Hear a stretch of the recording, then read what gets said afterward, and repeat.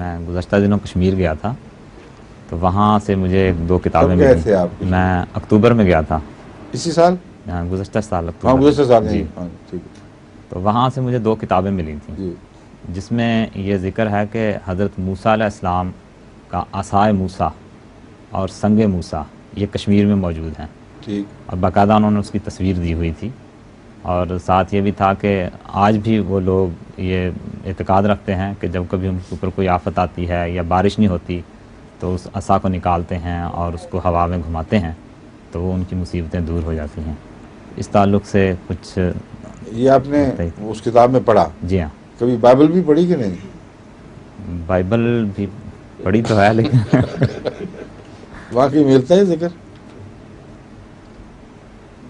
چاہے بدلی ہوئی سی الہی کتاب تو ہے نا، جی.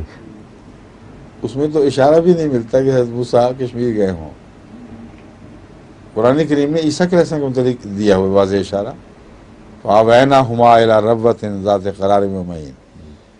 حضرت عیسیٰ علیہ السلام اور ان کی والدہ کو کی ہجرت کا ذکر ہے، اور تاریخ بتاتی ہے کہ وہاں وہ نہیں رہے.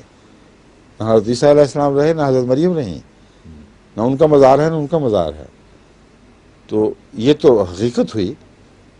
لیکن بائبل میں کہیں آپ نے پڑھا ہے کہ حضرت موسیٰ غائب ہو گئے تھے کچھ عرصے کے لیے، نہیں، بائبل میں اور تو پتہ نہیں. چلا کہ وہ طور کی بجائے وہ کشمیر کی پہاڑیوں پہ نکلے؟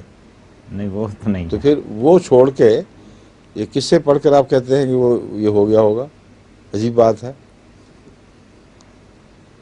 اس استعمال کریں نا، اس موازنہ کر کے دیکھیں. کسی نے اپنی طرف سے، کسی مصنف نے یہ لوگوں سے باتیں سن کر کہانیاں بیان کرا دیں، ان پر تب غور ممکن ہے اگر وہ صحف سے متضاد نہ ہوں اور نسبتاً مقابلتاً زیادہ قوی شہادتوں سے ٹکراتی نہ ہوں. اس صورت میں یہ کہانیاں بھی چلی جاتی ہیں، بعض دفعہ ان میں سچی باتیں بھی نکلتی ہیں. مگر جہاں تصادم ہو صحف بینہ سے، وہاں تو سوال ہی نہیں پیدا ہوتا کہ ان کو آپ تسلیم کریں. سمجھے؟